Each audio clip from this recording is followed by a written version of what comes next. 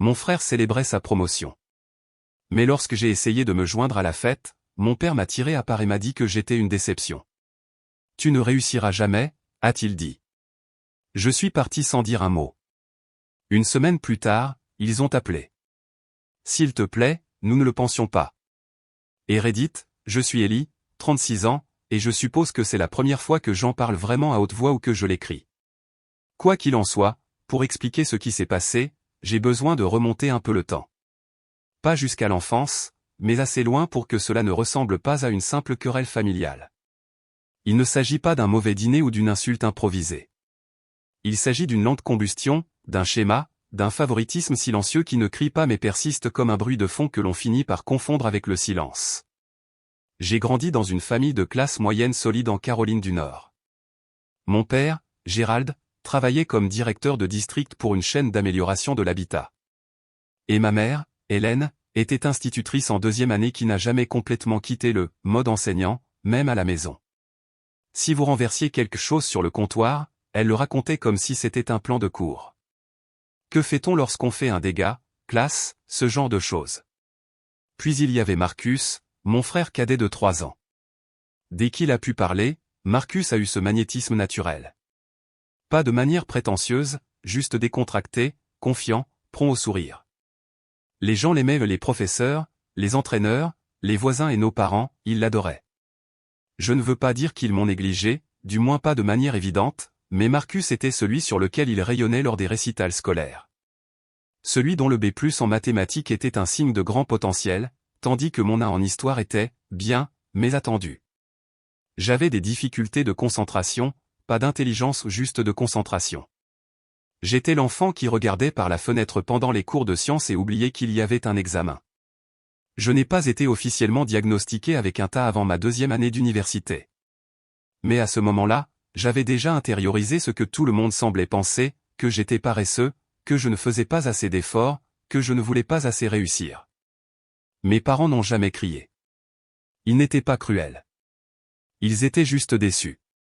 Pas toujours avec des mots, mais dans la façon dont ils hésitaient avant de répondre lorsque je leur parlais de quelque chose dont j'étais fier. Comme lorsque j'ai obtenu mon premier emploi de conception de site web en freelance. J'avais 24 ans, je commençais tout juste à me reconstruire après avoir abandonné mes études et recommencé 2 fois. Je me souviens avoir dit à mon père que j'avais trouvé un client payant. Sa réponse, « Oh, c'est bien, mais est-ce une vraie entreprise ou plutôt une activité secondaire ?» Cela m'est resté plus longtemps qu'il ne le devrait. Quoi qu'il en soit, avançons jusqu'à aujourd'hui. Marcus, à 33 ans, est de nouveau sur la voie de la réussite. Il vient d'être promu au sein de la société de conseil où il travaille depuis ses études supérieures ou quelque chose concernant la direction d'une équipe de stratégie régionale.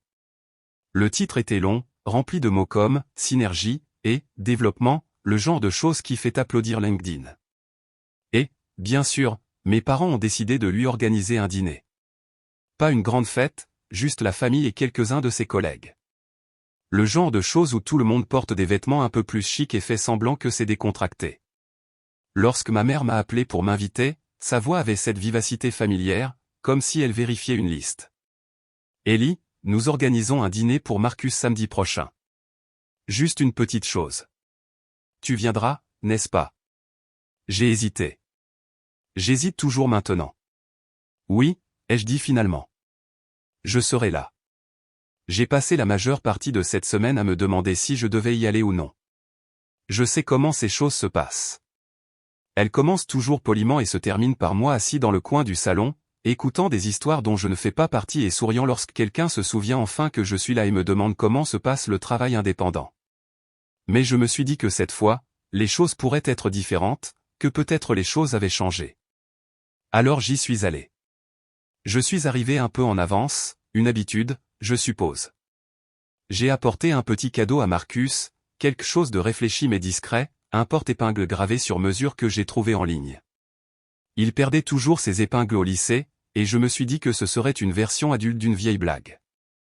Leur maison bourdonnait déjà à mon arrivée. Ma mère a ouvert la porte, portant l'un des pulls de son entreprise beige avec des fleurs brodées. Elle m'a donné une brève accolade, puis s'est immédiatement lissé les cheveux et a regardé au-delà de moi, scannant l'allée. « Personne d'autre n'est venu avec toi ?» a-t-elle demandé. « Non, juste moi », ai-je dit. Elle a hoché la tête, et j'ai pu la voir changer de vitesse mentale. Le sourire est revenu. Eh bien, entrez. Vous vous souvenez de Dean, l'ami de Marcus? Il est là avec sa femme maintenant. Et l'oncle Roger apporte le dessert, alors ne vous remplissez pas d'apéritif. À l'intérieur, la maison ressemblait à ce qu'elle avait toujours été, impeccable, chaleureuse, un peu trop parfaitement arrangée. Des photos de famille bordaient le couloir, certaines de moi et des enfants de Marcus, mais de plus en plus de Marcus ces derniers temps, sa remise de diplôme, lui serrant la main d'un type qui ressemble à un PDG, lui et sa petite amie, maintenant fiancée, apparemment, lors d'une demande en mariage dans un vignoble dont je n'ai entendu parler que par Facebook. Je suis entré dans le salon et j'ai repéré Marcus tout de suite. Il se tenait près de la cheminée, entouré de quelques personnes en pantalon et en chemise impeccable, gesticulant avec animation en racontant une histoire. Quand il m'a vu, il a souri ou il s'est vraiment illuminé. « Et, le voilà » a-t-il crié. Il a traversé la pièce et m'a donné une accolade rapide. « Heureux que tu sois venu, mec. » Je ne l'aurais pas manqué, ai-je dit, lui tendant le cadeau. « Félicitations. » Il a ouvert la boîte, a souri. « C'est vraiment cool, en fait. » Merci, Ellie. Il le pensait, je pouvais le dire, et pendant un instant, j'ai eu l'impression que ce ne serait peut-être pas si mal. Nous avons parlé un peu des petites choses. Puis il a été interrompu par quelqu'un qui lui posait des questions sur un projet qu'il avait dirigé, et je me suis retrouvé en arrière-plan comme je le fais toujours. J'ai pris une assiette au buffet, j'ai trouvé une chaise dans le coin et j'ai regardé la foule se déplacer autour de moi. Tout le monde semblait si détendu, si poli, comme s'ils parlaient tous une langue dont j'avais manqué le cours. J'étais en train de finir mon assiette lorsque mon père est arrivé. Il ne s'est pas assis, il a juste plané pendant une minute, les mains dans ses poches, se balançant légèrement sur ses talons comme s'il se préparait à dire quelque chose. « On peut parler une minute » a-t-il demandé, en hochant la tête vers le couloir. Quelque chose dans sa voix m'a fait me lever sans réfléchir. Je l'ai suivi jusqu'au salon, silencieux, loin des conversations. Il a fermé la porte, s'est tourné vers moi. « Tu sais » a-t-il commencé, « je pense qu'il est temps qu'on ait une conversation sérieuse. » Je ne savais pas quoi dire. Mon estomac avait déjà commencé à se serrer. Tu n'es plus un enfant, Ellie. Et je sais que tu as essayé des choses ici et là, mais ne penses-tu pas qu'il est temps de te recentrer, d'obtenir quelque chose de stable? Un vrai plan? J'ai cligné des yeux. Papa, je dirige ma propre entreprise. J'ai des clients. Je paie mes factures. Je sais, a-t-il dit, en agitant la main comme si ce n'était pas le point important. Mais ce n'est pas viable. Tu ne peux pas vivre comme ça éternellement. Et honnêtement, Marcus est en train de construire quelque chose de réel. Tu es encore en train de tourner en rond. Et puis il l'a dit, tu ne réussiras jamais si tu continues à vivre comme ça. Tout simplement. Plat, certain, comme s'il annonçait la météo. Je n'ai pas crié. Je n'ai pas discuté. Je me suis juste senti immobile, très immobile, comme si un engrenage avait cessé de tourner quelque part au plus profond de moi. Je suis sorti sans dire un autre mot en passant devant la fête, devant la nourriture, devant le rire de Marcus résonnant dans le couloir.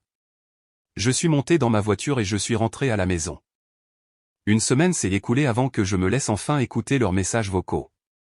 Au début, je n'étais même pas sûr de vouloir répondre. J'étais tellement blessé, je suppose. Non seulement par ce que mon père a dit, mais aussi par le fait qu'à ce moment-là, j'ai réalisé quelque chose que j'avais été trop aveugle pour l'admettre pendant des années, ma famille ne me voit pas. Pas vraiment. J'avais passé des années à essayer de gagner leur approbation, à essayer de rentrer dans le moule du succès qu'ils avaient créé. Mais quoi que je fasse, ce n'était jamais assez. Même lorsque j'ai construit quelque chose qui était le mien, quelque chose qui exigeait plus de courage et de résilience que personne ne le lui reconnaissait, il regardait toujours Marcus, l'enfant d'or, et disait, voilà à quoi ressemble le succès. J'ai entendu la voix de ma mère de nouveau, suppliante cette fois. Ellie, s'il te plaît.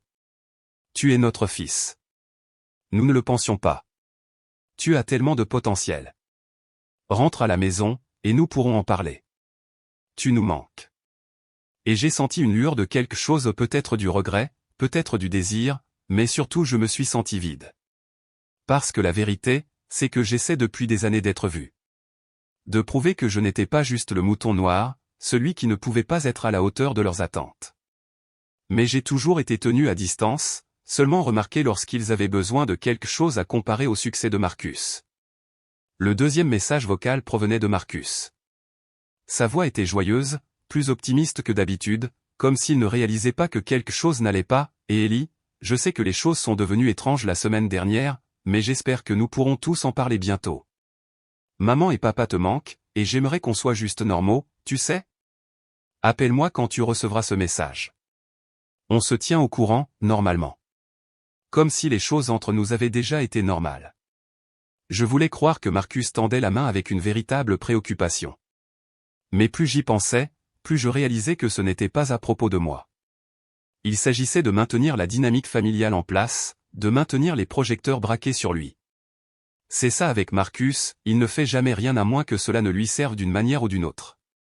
Il est toujours celui qui charme, celui vers qui tout le monde gravite, tandis que je suis laissé pour ramasser les morceaux lorsque les classes s'estompent. Je ne les avais toujours pas rappelés lorsque le troisième message vocal est arrivé.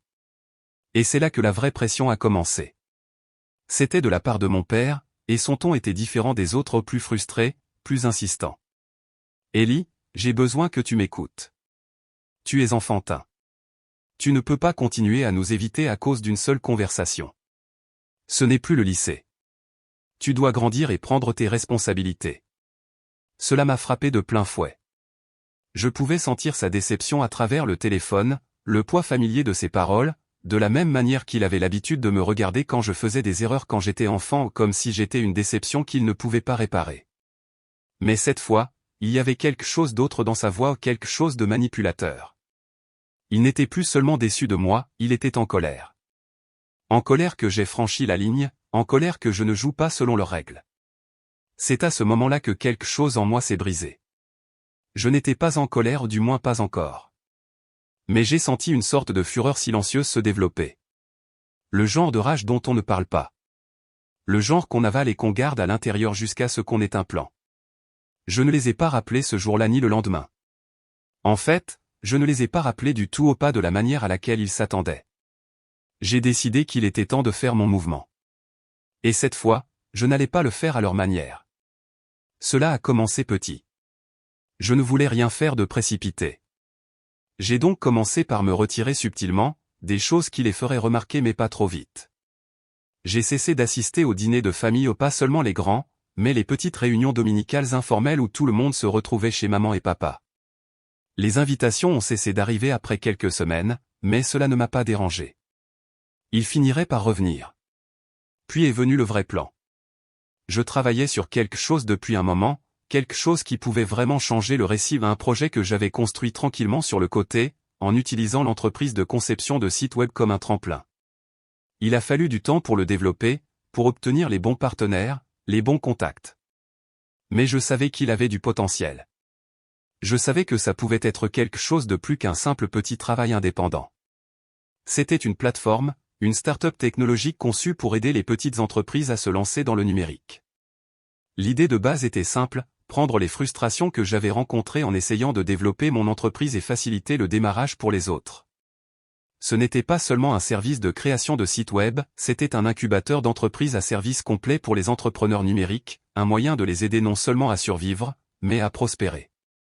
J'avais déjà obtenu quelques premiers investisseurs, et les chiffres étaient bons. Je ne voulais plus le garder pour moi. Je voulais le leur montrer. Je voulais prouver que je pouvais construire quelque chose d'aussi important que les promotions de Marcus, d'aussi impressionnant que ses récompenses d'entreprise. J'en avais assez d'être la deuxième option, la réflexion après coup. J'en avais fini avec leurs regards méprisants, leurs commentaires passifs-agressifs sur mon parcours professionnel. J'ai donc fixé une date. La prochaine réunion de famille serait celle où tout changerait. Il ne fallut pas longtemps avant que je ne commence à entendre parler de ma mère à nouveau. Quelques textos de plus, Ellie, s'il te plaît. Nous sommes juste inquiets pour toi. Tu n'es pas venu. Tu nous évites. Viens, et nous pourrons parler. Je n'ai pas répondu. Pas encore. Puis, une semaine avant que je n'ai prévu de révéler mon projet, j'ai reçu un appel de Marcus. Il était inhabituellement insistant. Ellie, ça fait des semaines. Tu dois arrêter d'être têtu. Maman et papa sont vraiment contrariés. Il s'inquiète pour toi. Et honnêtement, moi aussi. Je pouvais sentir la pression monter dans sa voix. C'était familier. Il n'était pas vraiment inquiet. Il ne s'agissait pas de moi. Il s'agissait de leur contrôle, de leur besoin que je sois comme j'avais toujours été, au silencieusement complaisant en arrière-plan, soutenant l'ascension de Marcus au sommet. Je n'allais pas lui donner cette satisfaction. Je vais bien, Marcus.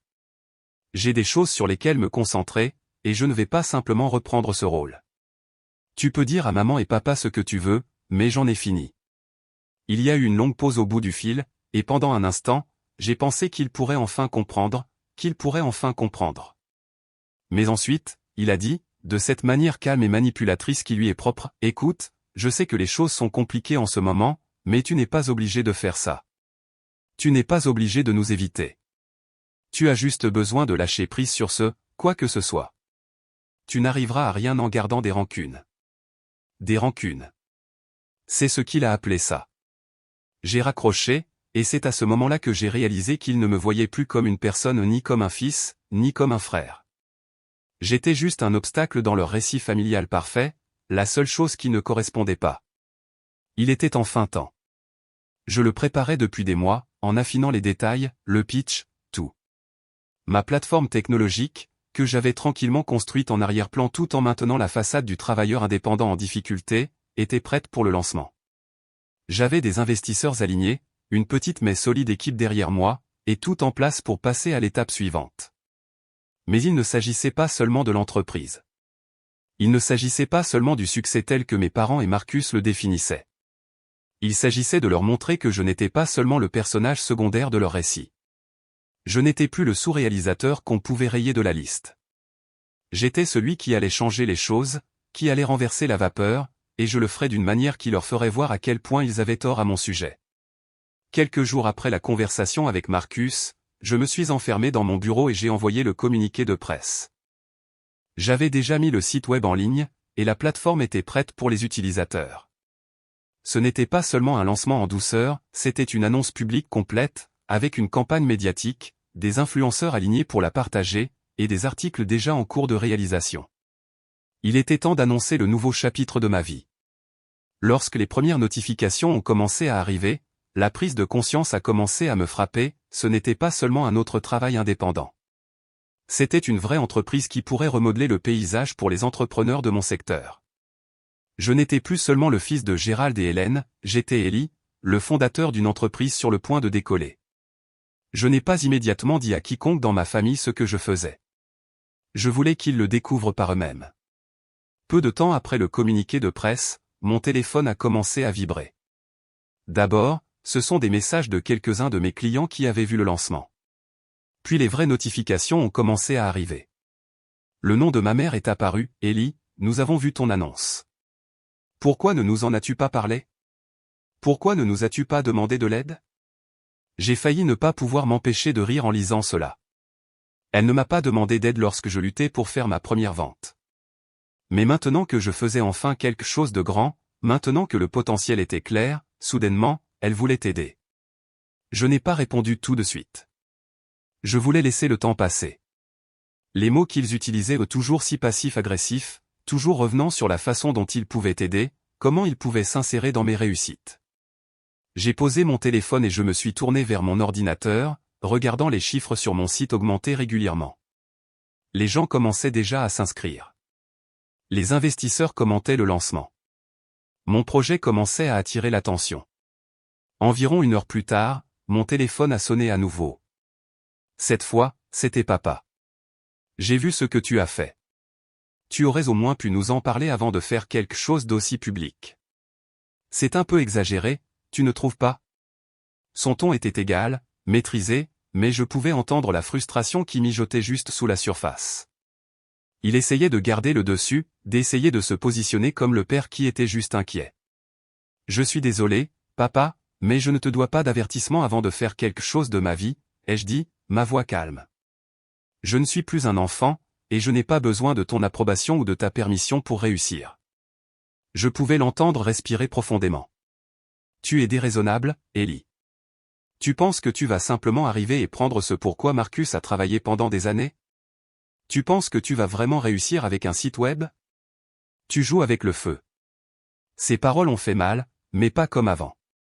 Avant, elles me hantaient, me suivaient dans chaque projet, chaque rencontre avec un client, mais maintenant, elles semblaient simplement creuses, vides. Je n'essaie pas de prendre quoi que ce soit à Marcus. Il fait son truc, et je fais le mien. Mais je ne vais pas prétendre que je ne suis pas aussi bon dans ce que je fais que lui. C'est mon moment, papa, pas le sien. J'ai raccroché avant qu'il ne puisse répondre. Le lendemain, j'ai reçu un texto de Marcus, on peut parler? Maman et papa paniquent. Je ne pense pas que tu comprennes l'ampleur de la situation. J'ai regardé le message pendant longtemps. Marcus avait toujours été l'enfant d'or, celui qui recevait les applaudissements pour tout. J'avais l'impression de vivre dans son ombre, comme si tout ce que je faisais n'était qu'une note de bas de page de son histoire. Mais maintenant, c'était différent. J'étais debout tout seul, en train de faire quelque chose qui était entièrement le mien. Et ça marchait. D'une certaine manière, c'était comme une revanche, comme si toutes ces années où j'avais été le deuxième meilleur avaient finalement porté leurs fruits, mais de la manière la plus subtile possible. Je n'ai pas répondu immédiatement à Marcus. Au lieu de cela, j'ai regardé les articles de presse commencer à apparaître d'abord de petits blogs technologiques, puis de plus grands médias. Ils écrivaient sur moi, sur ma plateforme, sur ma vision. Lentement, le monde commençait à prendre connaissance de quelque chose que j'avais construit entièrement par moi-même. Puis quelque chose d'inattendu s'est produit. J'ai reçu un courriel de l'un de mes investisseurs, un capital risqueur avec lequel j'étais en pourparlers depuis quelques mois. Ils étaient intéressés à me donner un nouveau cycle de financement pour développer davantage l'entreprise, plus d'argent, plus de soutien, plus de légitimité. C'était exactement ce dont j'avais besoin pour passer à l'étape suivante. Et c'est à ce moment-là que j'ai décidé qu'il était temps de frapper. J'ai appelé à une réunion de famille. Le dimanche suivant, lorsqu'ils m'ont invité à nouveau à dîner chez eux, j'ai accepté. Je savais qu'ils s'attendaient à ce que j'arrive, qu'ils s'attendaient à ce que je sois le fils repentant qui allait se remettre dans le rang. Mais j'avais d'autres projets. Lorsque je suis entré dans leur salon ce soir-là, j'étais différent. J'étais confiant. Je n'étais plus Lélie qui s'asseyait dans le coin. Je n'étais plus Lélie qui luttait pour obtenir leur validation. J'étais un chef d'entreprise. J'avais du pouvoir, et c'était agréable. Marcus a été le premier à me saluer. Il avait l'air légèrement nerveux mais a essayé de le cacher avec un sourire. Et, Ellie. Merci d'être venu.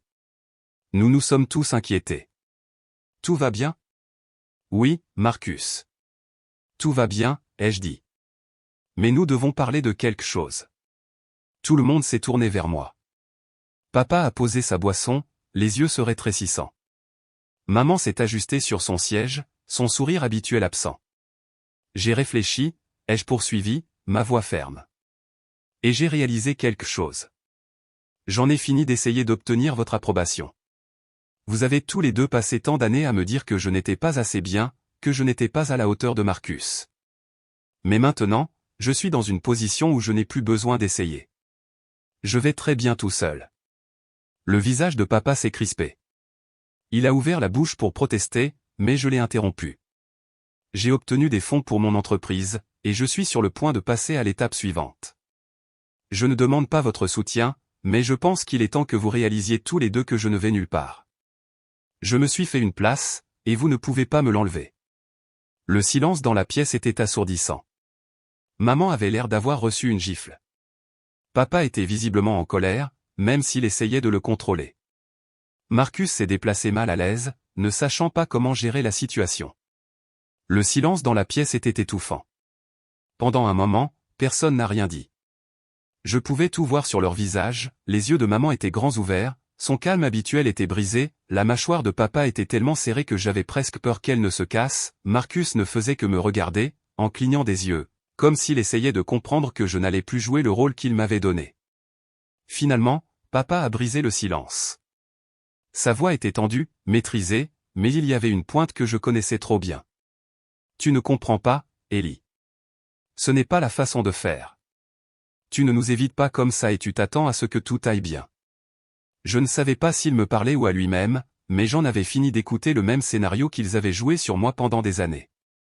L'idée que je devrais m'excuser de me forger mon propre chemin, de m'engager dans la vie qui était vraiment la mienne, c'était absurde. Et honnêtement, je n'allais plus me laisser manipuler en pensant que je leur devais quoi que ce soit pour leurs conseils. Non, papa. Tu ne comprends pas, ai-je dit, ma voix ferme et inébranlable. Je ne suis plus là pour ton approbation. Je n'ai pas besoin de ta validation. Je mène ma propre vie depuis des mois, et ça marche.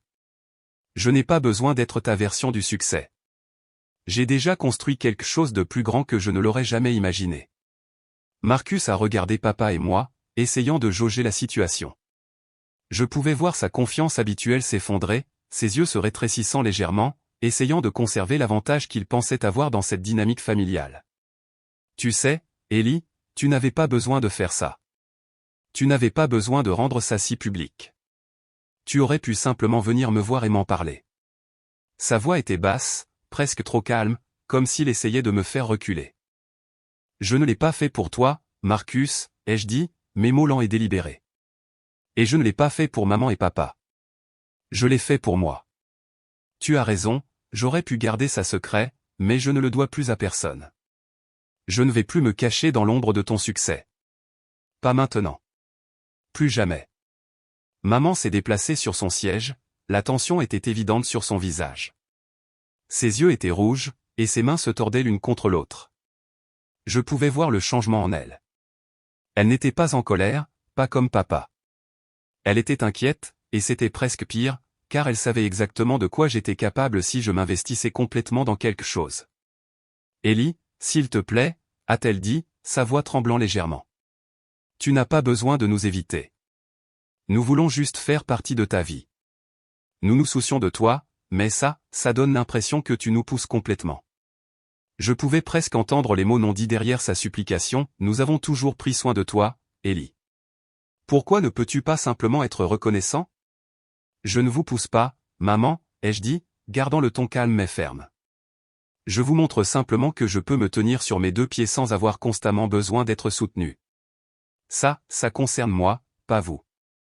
Je ne suis plus l'enfant que vous aviez l'habitude de rejeter. Papa a poussé un soupir frustré et s'est levé, faisant les 100 pas dans le salon. Il essayait de garder le contrôle, mais je pouvais dire que sa patience s'épuisait. Tu fais une erreur. Tu ne sais même pas à quoi tu es confronté. Ce monde est dur, Ellie. Tu penses que ton petit projet va te faire réussir? Que se passe-t-il quand tout s'effondre? Je me suis penché en avant sur ma chaise, sans rompre le contact visuel avec lui. Je l'ai construit de zéro, papa. Je me suis battu pour chaque partie. Tu n'as pas vu les nuits blanches, les courriels froids, les rejets constants. Je l'ai fait. Pas Marcus, pas toi, personne d'autre. Moi. Et ça marche. Tu as toujours dit que je ne réussirais jamais, mais je vais très bien tout seul. Pour la première fois, papa n'a pas eu de réplique. Il est resté là, la bouche à moitié ouverte, comme s'il cherchait quelque chose à dire mais ne trouvait pas les mots.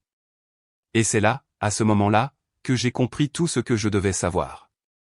Ils avaient peur non pas de mon succès, mais de perdre leur emprise sur moi. Ils avaient peur de devenir inutiles dans ma vie.